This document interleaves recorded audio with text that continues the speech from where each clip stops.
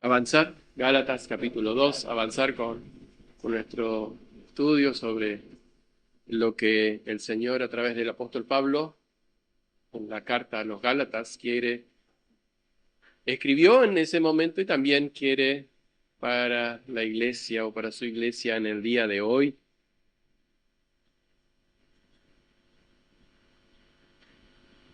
¿Cómo se siente alguien cuando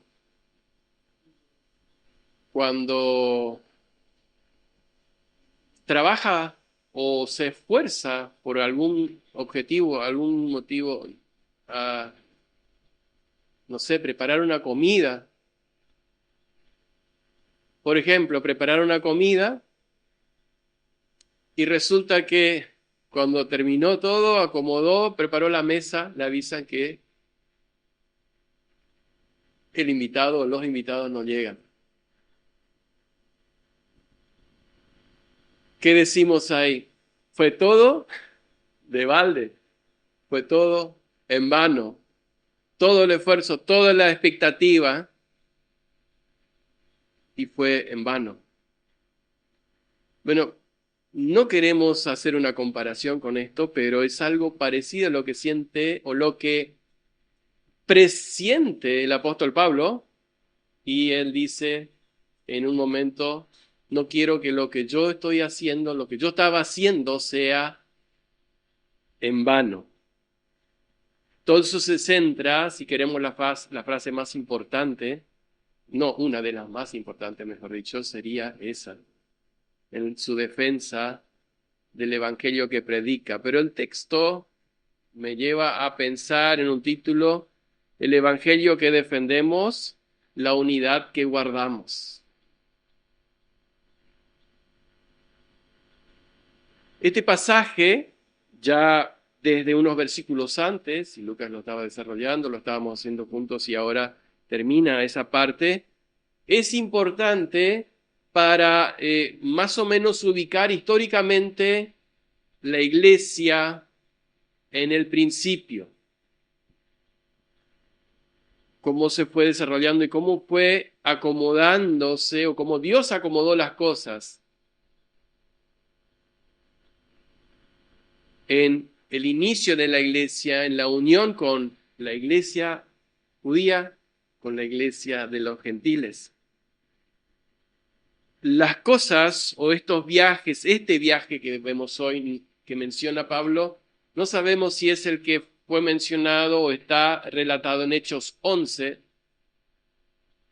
o en Hechos 15, donde se presenta el gran concilio, el primer concilio apostólico de la iglesia. Pero eso no es lo más importante, sino qué es lo que Pablo quiere enseñar o decirnos a nosotros hoy en este texto. Pablo ahí para los Gálatas está respondiendo una acusación falsa que le estaban haciendo los judaizantes. Ya saben y se acuerdan lo que son los judaizantes. Fueron los judaizantes. Bueno, hoy también hay.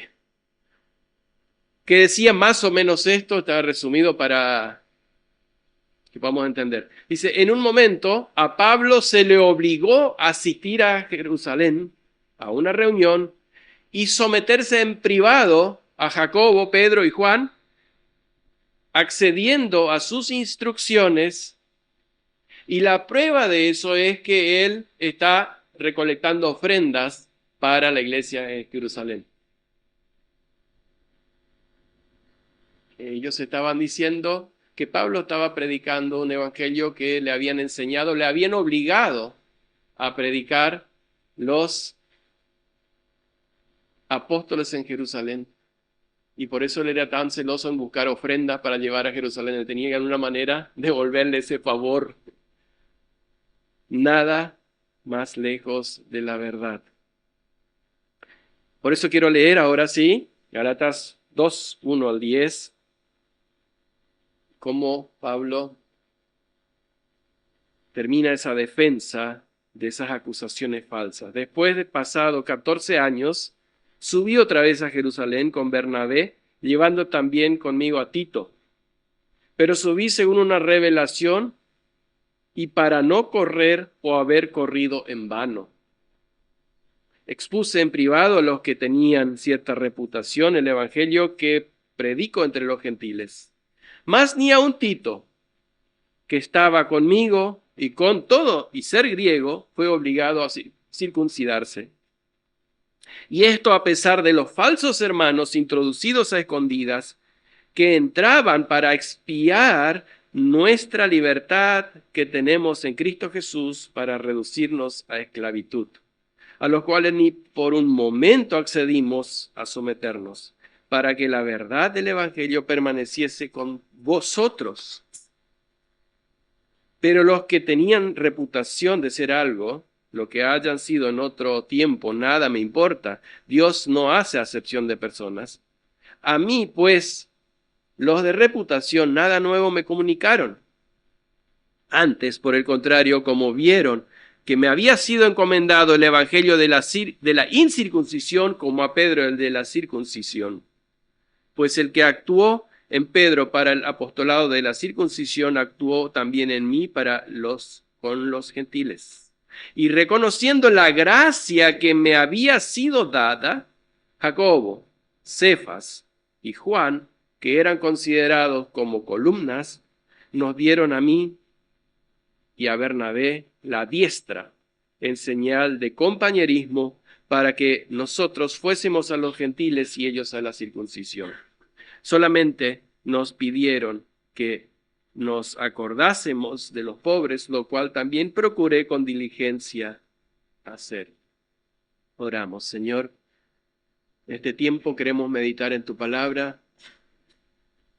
Queremos pedirte que tú nos guíes hacia ella y ella sea la centralidad en esta mañana. Que mis dichos sean gratos y la meditación de mi corazón sea acorde a tu voluntad. En nombre de Jesús.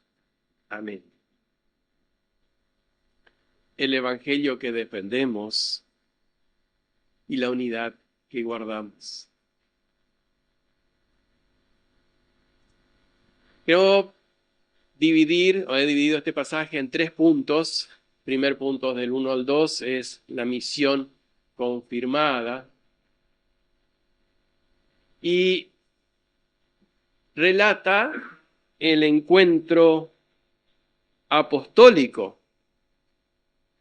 ¿Y en qué momento fue? Dice, después de 14 años, siempre él toma en cuenta, punto 0, su conversión. Si ustedes saquen la cuenta, después de cuántos años conocen al Señor. ¿40? ¿35? 15. 3. Bueno, después de 3 años pasó tal cosa. La importancia de que Pablo toma en cuenta ese punto cuando él comienza como cristiano. Que nuestra vida debe ser también un punto de inflexión. Si ese punto no es un punto de inflexión antes y después, como antes de Cristo, después de Cristo, aplicado a nuestras vidas, antes de Cristo, después de Cristo, ¿de qué sentido o qué testimonio estaríamos dando de que el Señor Jesús es mi Señor, es mi Salvador? Tengan en cuenta eso. Cristo es el punto 0 en nuestra vida. Y quiere serlo si alguno no lo tiene. Quiere ser el punto 0. ¿Fue para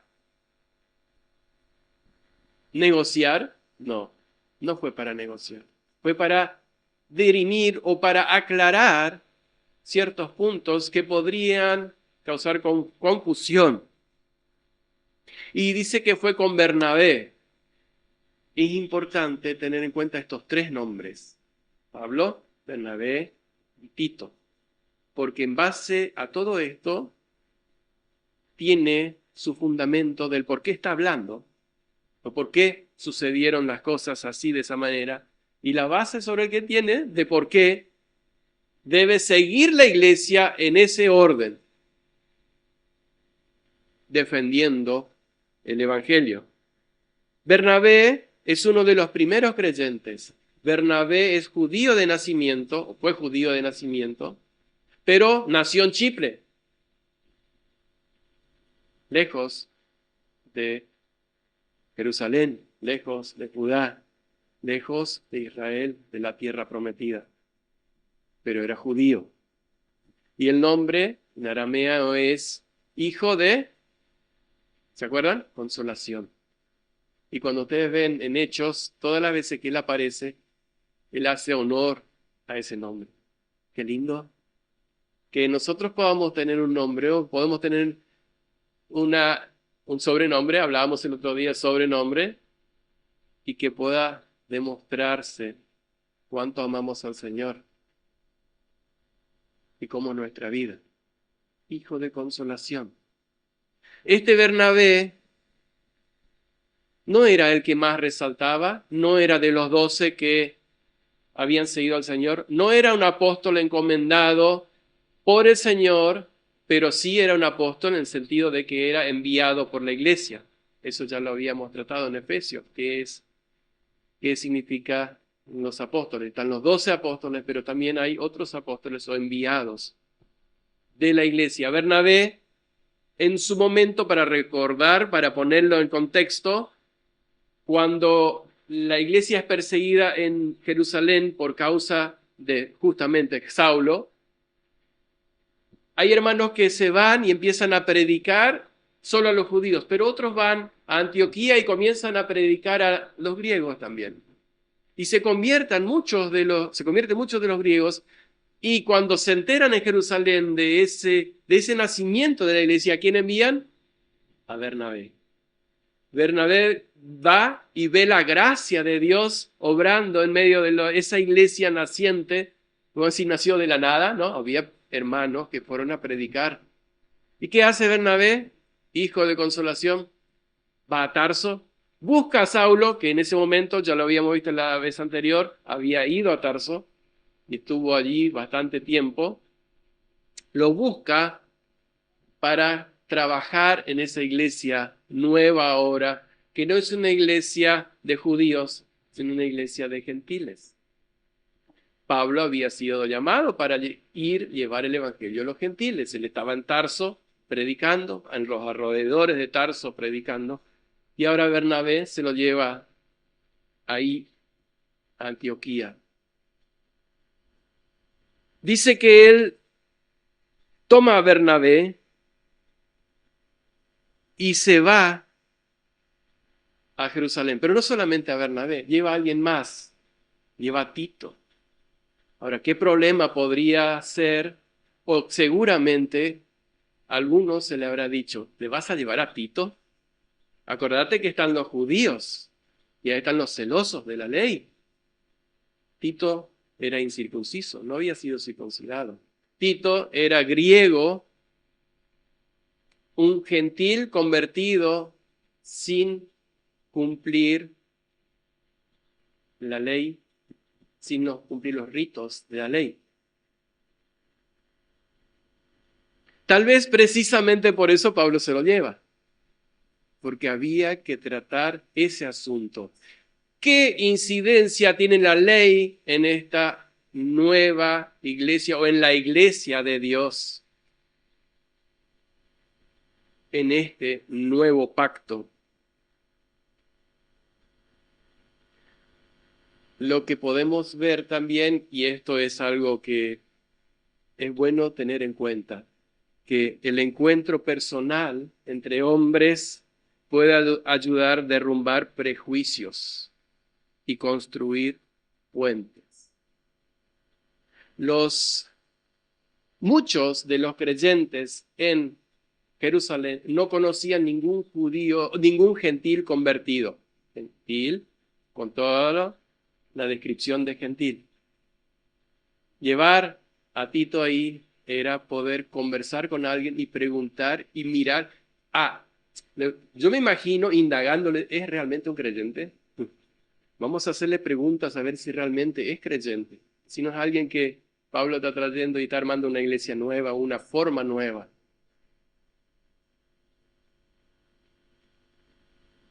No que esto haya sido el punto más importante o que esto haya sido el punto de que los apóstoles acepten de la manera que se estaba predicando, no que Tito era el punto clave, pero sí era un fruto para mostrar quiénes eran los gentiles convertidos a la iglesia.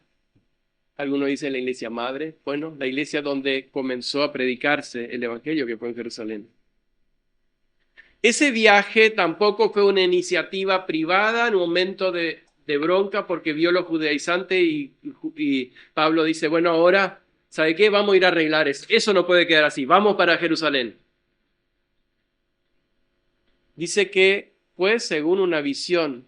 Yo me imagino, como en Hechos 13 relata que reunidos los ancianos, Pablo, Bernabé y todos los ancianos, en ayuno, el Espíritu le dice, apartadme a Saulo y Bernabé para la obra que os he llamado. Seguramente algo de eso pudo haber ocurrido. Dios le dice, Saulo, Bernabé, vayan a Jerusalén. Porque dice, fui, en el versículo 2, según una revelación. No fue para pelear, no fue para discutir, fue según una revelación de Dios. Fue comisionado por la iglesia de Antioquía, pero Dios había revelado que él debía ir a Jerusalén. Bien podía haberse quedado y decir, bueno, que sigan en Jerusalén predicando, que sigan en Judea o en todo lado predicando a los judíos y nosotros seguimos lo que Dios me llamó a hacer, predicar a los gentiles. Pero Dios se dice, ve.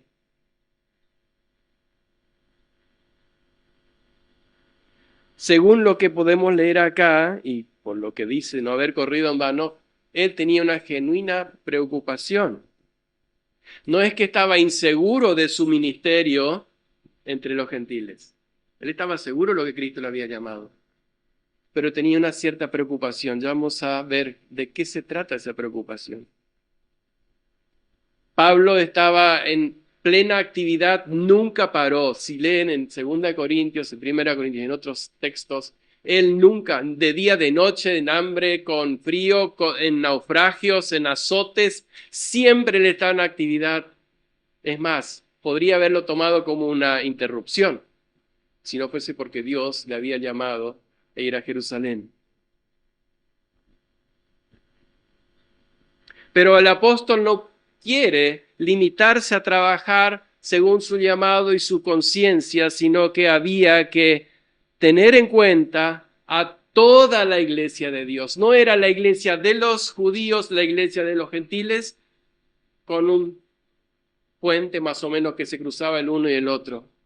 Era toda la iglesia de Dios ahora que había que dirimir cómo se va a tomar en cuenta esas enseñanzas de esos judaizantes.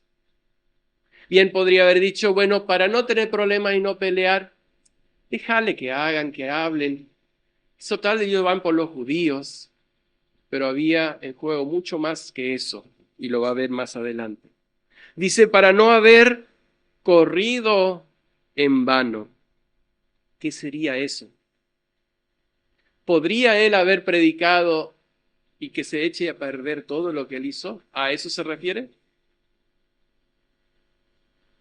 No, porque es la palabra del Señor, es la obra del Señor, y él sabía y se había dispuesto delante del Señor a correr o a trabajar incansablemente para llevar el Evangelio, donde Cristo no haya sido predicado, dice en un momento. Ahí es donde el Señor me envió.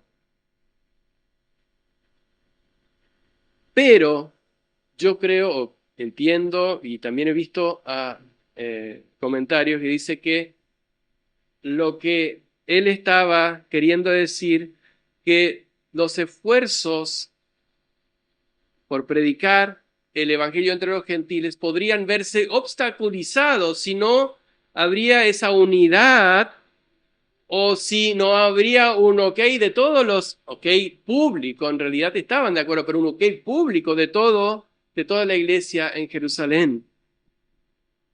O que haya una oposición sin dirimir o decir esto es así. Porque a veces se calla para no tener problemas y en realidad causa más problemas. Si la iglesia en Jerusalén hubiera callado respecto a todo esto y Pablo no hubiera ido, hubiera causado un daño muy grande en la iglesia tempranamente. Entonces, él dice, para no haber corrido en vano, fui a Jerusalén. Y lo siguiente que me llama la atención y que quiero resaltar es expuse en privado a los que tenían cierta reputación.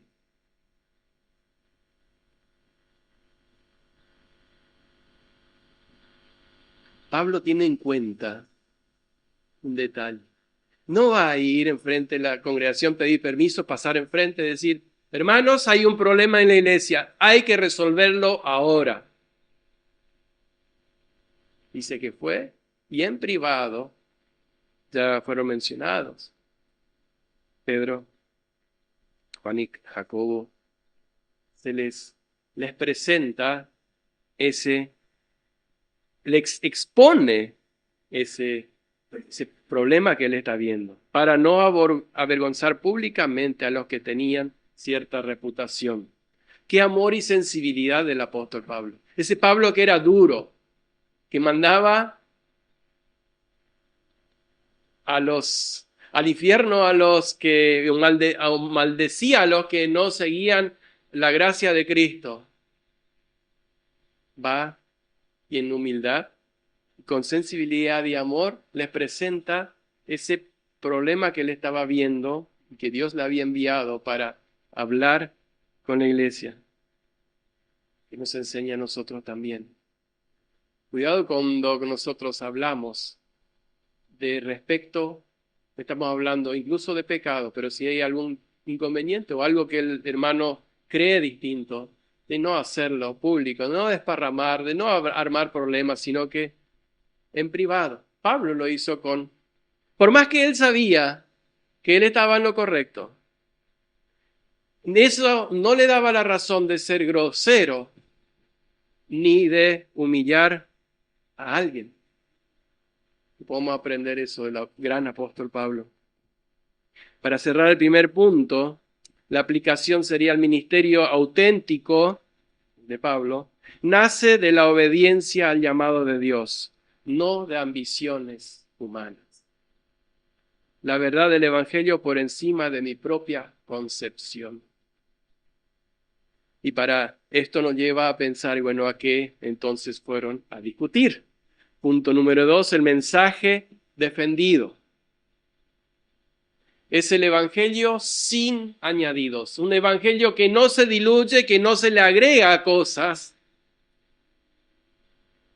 Es la confirmación del evangelio de la gracia.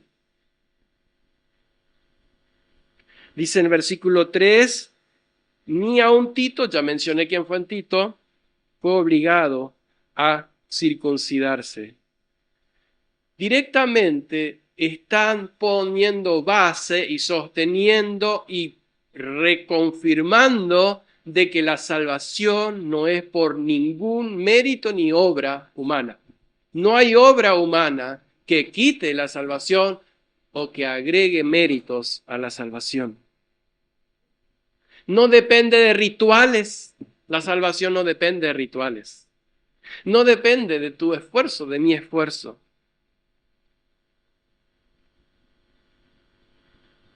Dice que Tito no fue forzado u obligado por los otros apóstoles a circuncidarse.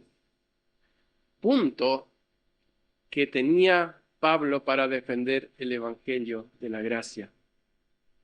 En Jerusalén, un griego no circuncidado, pero creyente, no se le obligó a guardar la ley. No se le obligó a circuncidarse. Ahora, Dios había abierto la puerta a los gentiles, ¿se acuerdan? Hechos capítulo 10 con Pedro. Pedro no quería o no tenía intenciones, mejor dicho, de ir a los gentiles. Él estaba yendo de ciudad en ciudad predicando, estaba en Jope, había resucitado, no él, pero Dios usó su oración, resucitó a Dorcas, y él estaba predicando a los judíos o a los gentiles que se habían hecho judíos circuncidándose. Hay que aclarar, se habían hecho judíos circuncidándose, pasando por todos los rituales, eran prosélitos, y esa era la iglesia en ese momento. Llega un momento que Dios le dice a Pedro, tenés que ir a la casa de Cornelio. Y Pedro dice, ¿cómo voy a ir? Bueno, no fue así exactamente, sino que Dios le muestra animales inmundos y le dice, Pedro, levántate, mata y come. Y ahí es donde Dios le abre los ojos a Pedro y Dios le dice, ve a la casa con estos que están viniendo a buscarte sin miedo. Y mientras que estaba predicando, la iglesia, o sea, el Espíritu Santo planta una nueva iglesia ahí. Hay un bautismo en el corazón de esos oyentes y son convertidos al cristianismo. Pedro fue el primero, pero Pablo es el que continuó o el que hizo hincapié solo en los gentiles, y lo vamos a ver más adelante lo que dice. Pero en ese momento, después de que Pedro va y predica, vuelve a Jerusalén. ¿Y qué le dijeron en Jerusalén? Bien, Pedro, ahora la iglesia va a crecer por todo el mundo. No, ¿cómo fuiste a entrar en la casa de un pagano? ¿Cómo fuiste a meterte bajo el techo de un pagano? Pero cuando Pedro le cuenta cómo fue la secuencia, callaron. La mayoría aceptó y entendió, pero siempre hay alguno que, bueno, digo siempre, generalmente hay alguno que dice, no, para un poco. Acá hay que aclarar bien las cosas. Si los gentiles no se circuncidan, hacen todos los ritos según la orden de Moisés y se convierten a Cristo, no pueden ser cristianos. Tienen que sí o sí pasar por el rito de la ley de Moisés. Porque ellos pensaban que la salvación era solo al pueblo judío.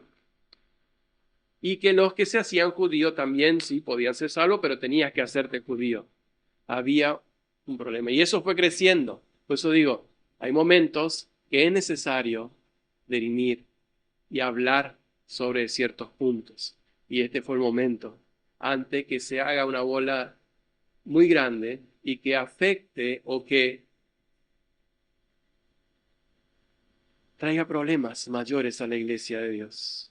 Y dice en versículo 4 que 3 había dicho que a todo de ser griego Tito no fue obligado a circuncidarse, y esto a pesar de los falsos hermanos introducidos a escondidas que entraban para espiar nuestra libertad espiritual. Quiero primero destacar esto, la libertad espiritual. ¿Qué es la libertad espiritual? Es para que una vez cristianos podamos vivir a nuestra manera, que no hay más ley, no hay más mandatos. ¿A qué se refiere con libertad espiritual? Vivo a mi manera, lo que como yo entiendo. No, la libertad espiritual, y lo vamos a ver más adelante, capítulo 3, capítulo 5, es la libertad de la maldición de la ley. No es libertad para pecar, porque sería libertinaje, sino que es la libertad de la maldición de la ley. Cuando hablamos la libertad del evangelio, a veces entra la confusión. No, pero tenemos libertad, puedo hacer esto porque tenemos libertad. Ejemplo, ¿no?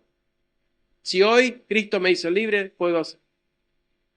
Pero cuando se habla libertad de Cristo, de libertad espiritual de Cristo, es porque nos hizo libres de la maldición de la ley. Precisamente por eso Tito no fue obligado a circuncidarse. Y Pablo lo conecta ahí, un versículo más adelante. ¿De qué esclavitud está hablando? La libertad para no reducirnos, o para lo que ellos querían hacer es reducirnos a esclavitud. Imponer y obligaciones a las conciencias, o obligaciones excesivas, mejor dicho, a las conciencias de los creyentes. Poner otra vez reglas, como no manejes, no gustes, que Pablo dice en Corintios. Reglas humanas. Pensando que con eso ganamos mejor favor. Y Pablo dice, esas cosas tienen cierta reputación de duro trato al cuerpo, pero no afectan, no le dan mayor valor delante de Dios la salvación. Sería tener la libertad en Cristo, pero seguir esforzándome en mi propio esfuerzo, mostrando externamente que soy mejor, que soy un buen creyente. Ya era un yugo insoportable para los creyentes o para los mismos judíos tener que llevar todos los ritos. ¿Y qué le vas a agregar ritos ahora? Volver a la esclavitud, dice Pablo. Dice Pablo, entonces, fuera de Jesucristo solo hay esclavitud y opresión espiritual. Se llega al legalismo. Por lo tanto, eso él estaba combatiendo. Pablo defiende tan celosamente la doctrina de la justificación por sola gracia, mediante sola fe, esa doctrina que es la fundamental en la iglesia y que la iglesia debe seguir sosteniendo y cuidando, no porque nosotros por nuestra fuerza lo podemos hacer, pero estar atentos a eso.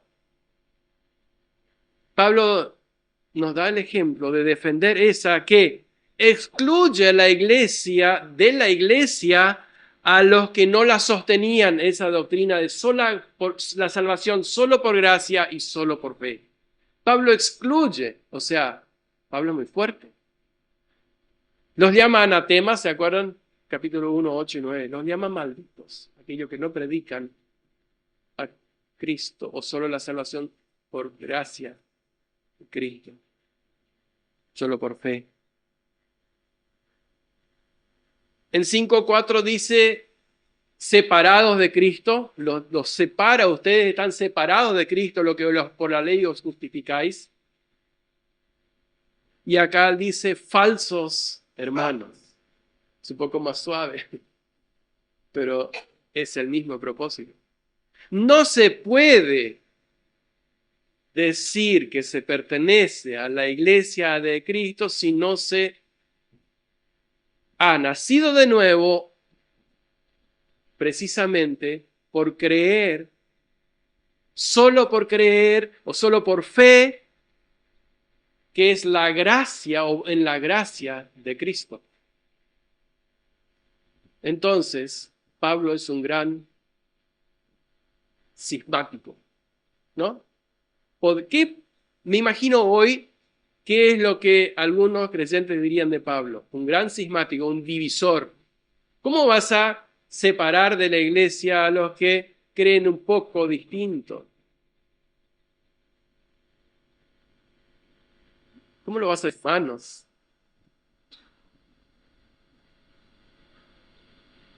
Pero Pablo era celoso o defendía en el extremo el evangelio de la sola gracia, sola fe. Y dice versículo 5, la verdad del evangelio, a los cuales por ni un momento accedimos a someternos, para que la verdad del evangelio permaneciese con vosotros.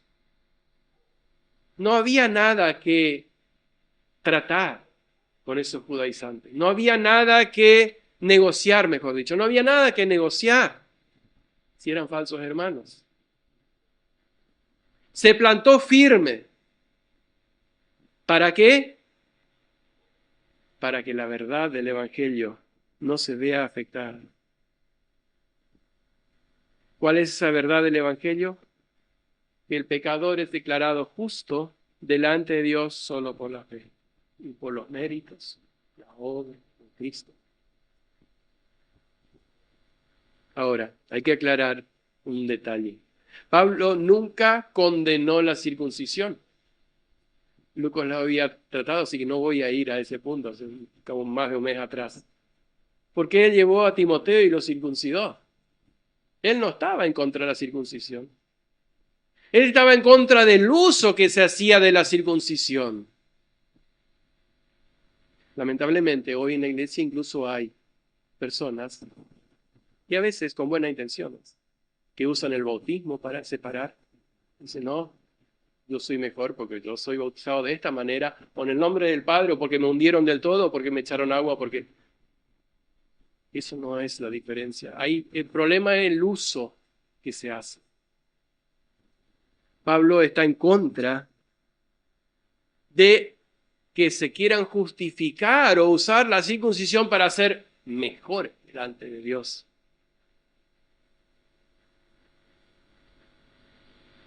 Nunca lo trató a la circuncisión como un pecado el que se circuncidaba. Nunca predicó en contra. Predicó en contra para los que querían por la circuncisión obligar a guardar la ley y con eso justificarse delante de Dios. Ahí sí. Él decía, no debe ser impuesta a los gentiles. Hay un gentil que se quería hacer, bueno, en ese momento, seguramente no lo vemos, pero seguramente había gentiles, no cuando estaba en la iglesia en Pablo, pero en Jerusalén alguien se acercaba, tal vez se circuncidaba, pero no para justificarse delante de Dios. Pero sin embargo, tengan en cuenta la diferencia con los falsos hermanos. Para los falsos hermanos era un problema no ser circuncidado. Para Pablo no era un problema si alguien se circuncida o si no. No pasa nada. Es más, en el capítulo 5 él es bastante fuerte con los que querían circuncidarse. Ya vamos a llegar ahí. No, para Pablo no era un problema. El problema era para los otros. Ah, bueno, está circuncidado.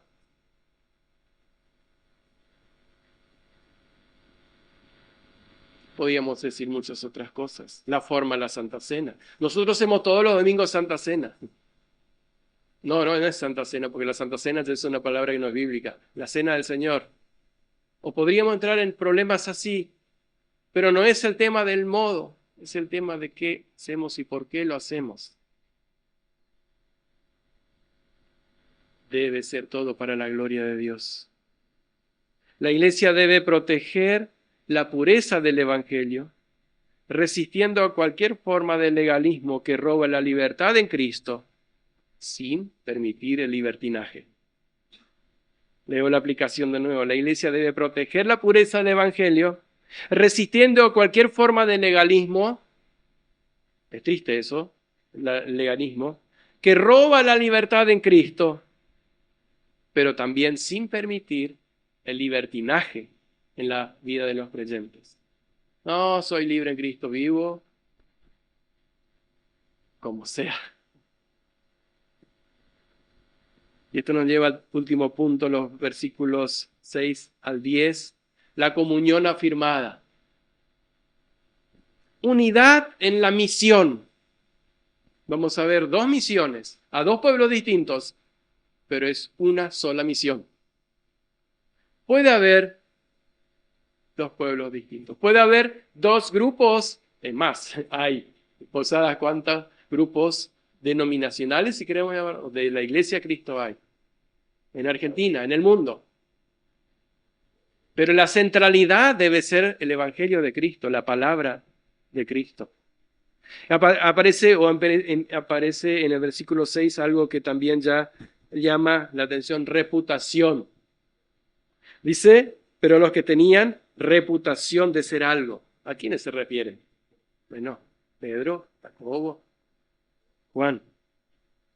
Él dice, los que tenían cierta reputación, y podíamos agregar que Pablo podría decir, a mí eso no me cambia nada. Lo dice, lo que hayan sido en otro tiempo, nada me importa. Dios no hace acepción de personas. A mí no me impresiona la reputación. Dios no hace acepción de personas. Dios no muestra parcialidad en base a estatus humano.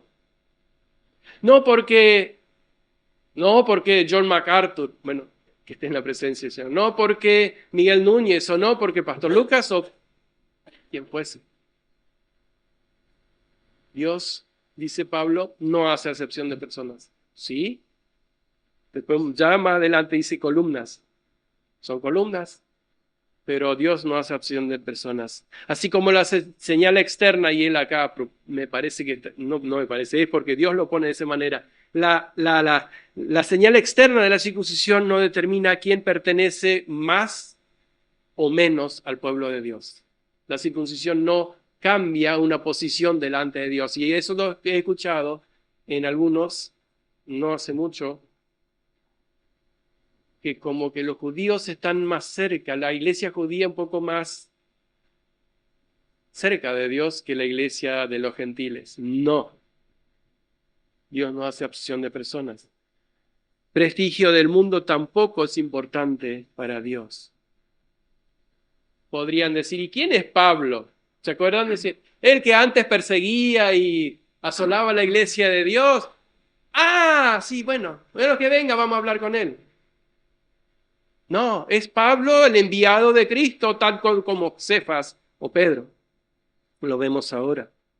Dice versículo 7, por ahí salté un poco, pero dice, antes, por el contrario, como vieron que me había sido encomendado el evangelio de la circuncisión, como a Pedro el de la circuncisión. Circuncisión, perdón. Dije circuncisión primero.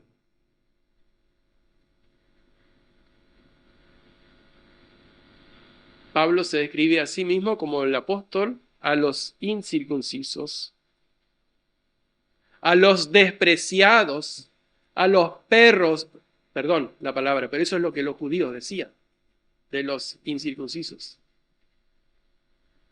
Tanto así que muy pocos iban a predicar a los que no eran judíos.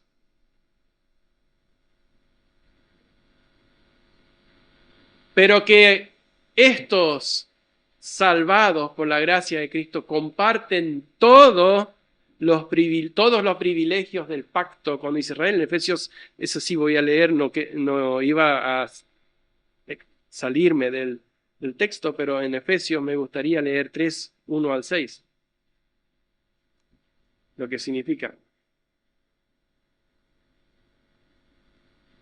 Por esta causa yo, Pablo, prisionero de Cristo Jesús, por vosotros los gentiles, si es que habéis oído de la administración de la gracia de Dios que me fue dada para con vosotros, que por revelación me fue declarado el misterio, como antes lo he escrito brevemente, leyendo lo cual podéis entender cuál sea mi conocimiento en el misterio de Cristo, misterio que en otras generaciones no se dio a conocer a los hijos de los hombres, como ahora es revelado a sus santos apóstoles y profetas por el Espíritu. No dice a mí, sino a los santos apóstoles y profetas. Que los gentiles son coherederos y miembros del cuerpo de Cristo y copartícipes de las promesas en Cristo Jesús por medio del Evangelio. Y podríamos seguir hablando de este tema, pero ya lo vimos en Efesios.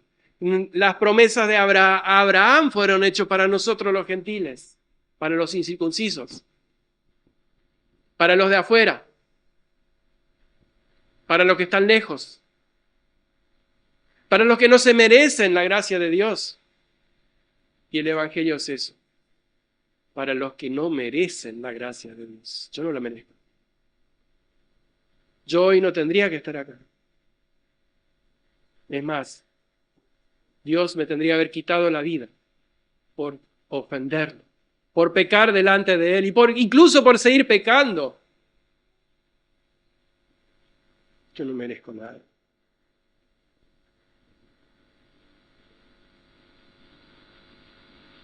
Pablo y Pedro predicaron el mismo evangelio. No es que el evangelio de la circuncisión era un evangelio y el evangelio de la incircuncisión era otro. Era el mismo, exactamente el mismo evangelio, salvos por gracia. Y habían sido comisionados por el mismo Señor. Solo que a distintos pueblos. Podríamos decir hoy, Pablo fue a Paraguay y Pedro a Brasil. No vamos a decir Argentina porque ya vamos a tener un problema acá. Fue a un pueblo y el otro pueblo. O una cultura y a otra cultura. Si bien los judíos son el pueblo, fueron el pueblo elegido a través del cual vino el Señor, Dios lo dispuso así. Fueron un pueblo especial, sí, la niña de sus ojos, sí, todo lo que quiera. Pero no era más delante de Dios de aquel gentil que se arrepentía y buscaba la gracia de Dios. Cornelio. Cornelio no conocía o tenía idea así del judaísmo. Y él servía con ayunos y oraciones y buscaba al Dios de Israel. Porque Dios lo había elegido. Y Dios ya estaba haciendo la obra en él. Por eso Pedro fue y le predicó, y Dios también trajo su espíritu sobre él y sobre todos los que oían y habían creído el evangelio.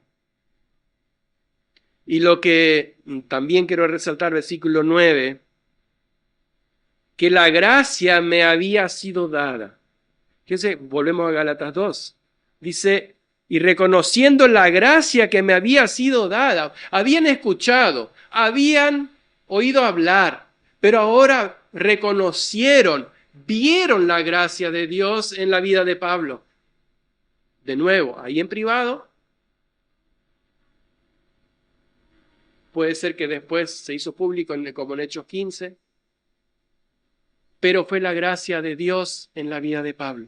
¿A qué se refiere la gracia de Dios? Pablo muchas veces, y en varios textos, no lo vamos a buscar, pero en varios textos habla de su llamado y de su salvación como la gracia de Dios. Yo puedo con total franqueza decir que soy salvo por la gracia de Dios. ¿O es porque nací en una familia cristiana y me porté bien y Dios me vio bueno y bonito y me salvó? Es la gracia de Dios que me había sido dada. Podríamos buscar Romanos 1, 5, 12, 3, muchos dicen, donde la gracia de Dios, no yo, sino la gracia de Dios en mí, dice Pablo. No yo, sino la gracia de Dios en mí. Y lo repite. Y ahí aparece lo que dije, las columnas. Oh, los importantes. No. Pablo nunca va a menospreciar, nunca va a decir, no, Pedro está bien, él el primero, pero yo soy importante. Yo fundé más iglesias que Pedro. Yo soy más importante que Pedro. No. Dice, los que eran considerados columnas, ¿por qué? Porque eran importantes en ¿qué hacen la columna? Sostener el edificio. Vimos el problema ahora en Venezuela, lo que pasó por tener problemas de columnas en los edificios. La iglesia necesita a hombres que sean columnas. No que son más, no que por la fuerza de ellos o porque nosotros podemos hacer la obra del Señor, somos mejores nosotros, no. Pero la iglesia necesita, porque Dios lo invistió de esa manera, Dios lo dispuso de esa manera. Necesita la columna. Pero se usa como metáfora de los que eran centrales o los que dirigían en realidad la iglesia en Jerusalén. Eso eran las columnas. ¿Quiénes eran? Vuelvo a leer. Jacobo, Pedro y Juan. Cefas dice acá, Pedro y Juan. Y eran las columnas.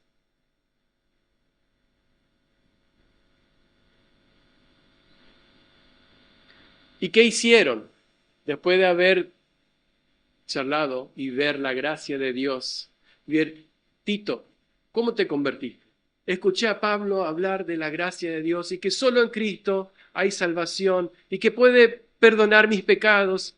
¿Y qué hiciste? No, me arrodillé, confesé mis pecados. Bueno, estoy agregando, tal vez sea algo ya esto una forma. Yo reconocí en mi corazón que Cristo, lo que hizo Cristo fue para mí. Yo soy pecador, merezco el infierno, pero yo fui salvo. ¿Y qué hiciste? ¿Te circuncidaste? No, porque yo soy salvo. No necesito la circuncisión para ser salvo. Ah, bueno, perdón, estoy agregando, pintando un poco. Vieron la gracia de Dios en mí. ¿Qué hicieron?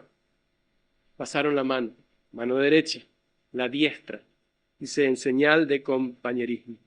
Se selló el asunto, se terminó el problema. Se establece un acuerdo. ¿Y cuál es ese acuerdo? Había unidad, un mismo evangelio, un solo evangelio, sin uniformidad. Y eso debemos tener muy en claro. La iglesia necesita unidad, pero sin uniformidad. El evangelio es uno solo. La gracia de Dios es una sola. Pero puede haber que no haya uniformidad entre cristianos. Podemos entender de una manera, podemos entender de otra, sin entrar en lo que es pecaminoso, obvio, en lo que son conductas pecaminosas. Había uniformidad. No había uniformidad entre Pablo y los demás apóstoles, pero sí había una unidad, un solo evangelio. Juan, Jacobo, bueno, yo estoy diciendo los nombres de Jacobo, Pedro y Juan, ese es el orden, no impusieron ningún cambio en lo que Pablo estaba haciendo, estaba trabajando en la manera, no le dieron ninguna instrucción, lo único que le piden en versículo 10, que nos acordásemos de los pobres, lo cual también procuré con diligencia hacer. No impusieron cambios en el ministerio ni en el mensaje de Pablo, sabían que él no imponía la ley, sabía que él predicaba a Cristo sin la circuncisión y sin guardar los ritos de la ley. Igualmente le dieron la diestra y reconocieron la gracia de Dios. Fue el comienzo de sanar esas heridas o esos problemas que estaban comenzando a burbujear dentro de la iglesia de Dios. Lo importante que como Dios lo dispuso para que se resuelva y que haya una disposición de la iglesia de aceptar a los judíos. A los no judíos. Pasaron muchos años hasta que la iglesia como hoy, no hay una iglesia de judíos y una iglesia de gentiles. Bueno, tal vez haya en algún lugar, pero no conocemos iglesia de judíos, iglesia de gentiles. Hoy la iglesia es una sola, pero comenzó con esa reunión entre Pablo y Cefas, Jacobo y Juan. Se mostraron respeto y se aceptaron el uno al otro. Para terminar, entonces, los creyentes permitimos cualquier ideología en pro de mantener la unidad, prontamente ésta se verá afectada. Lo que hubiera pasado, si para no tener problemas y no afectar a la unidad, Pablo hubiera dicho, bueno, pues si yo digo algo, se va a haber división en la iglesia, vamos a quedarnos así, vamos a tratar de aceptar a que... No. Estoy hablando de ideologías que no son bíblicas. O tal vez se vea afectada al aceptar, o puede que mantenga una unidad falsa, que luego se transforme en desvíos de la verdad. El evangelio debe ser defendido. Pablo lo hizo, Pedro lo hizo, pero con la autoridad de la palabra, donde prima la doctrina de la gracia, la salvación por sola fe, solo en Cristo, usando solo como base la Escritura y solo para la gloria de Dios. No es que los reformadores trajeron esta novedad, esto está en las Escrituras, las 5 solas. ¿Qué nos toca hoy? Defender la verdad para mantener la unidad. Defendiendo la verdad no vamos a dividir la iglesia, la vamos a mantener unidas. Pero tengamos en cuenta, es la obra de Dios, es la iglesia de Dios y es según la humildad, incluso el ejemplo que nos da Pablo y Pedro en este texto, de cómo se debe resolver algo de la verdad de Dios. Que Dios nos ayude, que Dios nos guíe, que Dios nos dé la fuerza y que Dios nos bendiga a cada uno de nosotros. Oramos. Señor, gracias.